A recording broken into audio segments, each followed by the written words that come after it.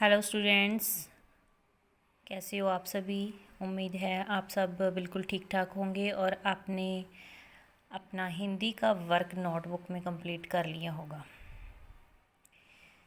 जिन बच्चों की notebooks checking के लिए आई थी उन्होंने ग्रामर और क्षितिज बुक कृतिका को अलग अलग डिवाइड करके राइट नहीं किया था। तो अब आपने जो भी वर्क करना है नेक्स्ट, अलग अगर आपने एक नोटबुक लगा रखी है, बड़ा रजिस्टर है, तो उसके 3 पार्ट्स करोगे आप और अलग अलग वर्क करोगे आप। ग्रामर का अलग और दोनों बुक्स का अलग अलग। लेसन के ऊपर लेसन नंबर, बुक नेम और लेसन का नेम तीनों होने चाहिए। ग्रामर में हमने फर्स्ट लेसन किया था उपसर्ग और प्रत्यय। आज हम सेकंड लेसन कर रहे हैं इसका अर्थ की दृष्टि से वाक्य के भेद। वाक्य क्या होते हैं? सेंटेंस होते हैं और उस वाक्य को हम अलग अलग नामों से जानते हैं। जो उसमें बात कही गई है उसके अनुसार हम अलग अलग भागों में इसको डिवाइड करते हैं। ये 8 प्रकार के होते हैं। हम 8th क्लास में ऑलरेडी इनको रीड कर चुके हैं और अब हम इनको एक बार फिर से रिवाइज करेंगे, ठीक है। सबसे पहले होता है अर्थ की दृष्टि से जो वाक्य है वो होता है विधानवाचक वाक्य। जिन वाक्यों में किसी भी क्रिया के होने की जो सामान्य क्रिया है वो बताई गई होती है कि कोई भी काम जो हो रहा है सामान्य रूप से नॉर्मल तरीके से हो रहा है। जैसे सूर्य पूर्व दिशा से उदित होता है। मैं कल मुंबई गया था। तो ये क्या है? सामान्य रूप से कोई काम हो रहा है नॉर्मल तरीके से, वो होता है विधानवाचक वाक्य। नेक्स्ट होता है हमारा निषेधवाचक वाक्य। निषेधवाचक वाक्य होते हैं जो नावाचक हो जाएं या नेगेटिव सेंटेंस होते हैं जिसमें किसी कार्य के न होने की संभावना होती है। जैसे सोहन नहीं पढ़ रहा, वे बाजार नहीं गए, ठीक है। नेक्स्ट है प्रश्नवाचक वाक्य। प्रश्नवाचक जिसमें कोई भी प्रश्न पूछा जाए या प्रश्न किया जाए किसी से, जैसे कल कौन आया था, क्या तुम खेलोगे, इनके पीछे प्रश्न सूचक चिन्ह भी हमेशा लगा रहता है। आज्ञा या विधिवाचक वाक्य। आज्ञा होती है किसी से परमिशन लेनी, ठीक है। अनुमति भी उसी में आता है।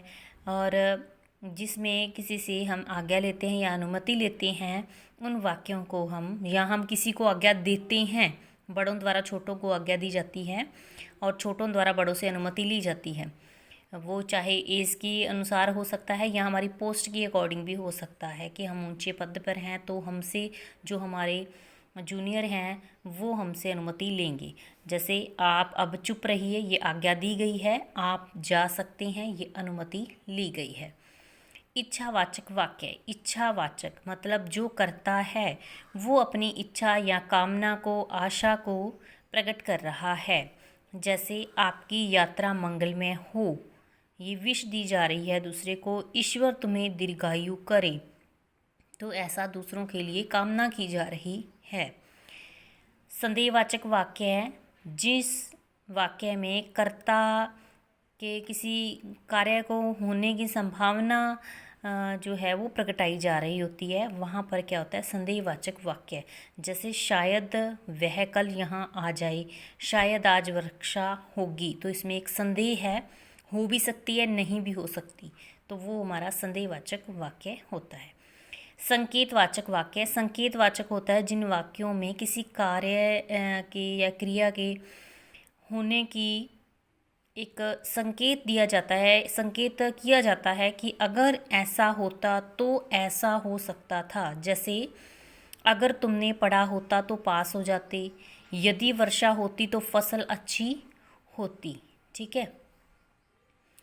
या हम कह सकते हैं कि अगर लॉकडाउन ना होता तो हम स्कूल चले जाते। तो इस प्रकार एक संकेत किया जा रहा है कि अगर एक क्रिया हो जाती तो दूसरी भी संपूर्ण हो सकती थी।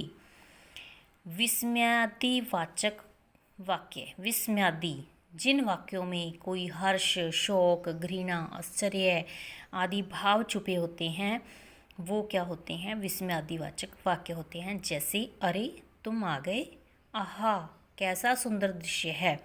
इसमें एक तो ऐसे आपको शब्द मिलेंगे विस्मय सूचक, और एक विस्मयादि सूचक जो चिन्ह है वो इनके साथ हमेशा लगा रहता है, ये इसकी पहचान है।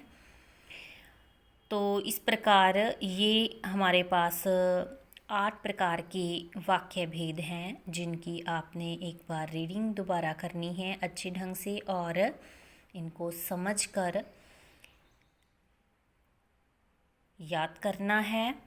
और जो मैं आपको रिटर्न के लिए वर्क दे रही हूँ उसको आपने ग्रामर साइड नोटबुक में राइट करना है, बिल्कुल साफ़ हैंडराइटिंग में कंप्लीट करना है। 9th क्लास आपका रिस्पॉन्स सबसे कम रहा है क्योंकि आपकी क्लास की बहुत कम नोटबुक्स हैं जो चेकिंग के लिए आई थी। तो आप सभी ध्यान दो, साथ साथ वर्क कंप्लीट करो।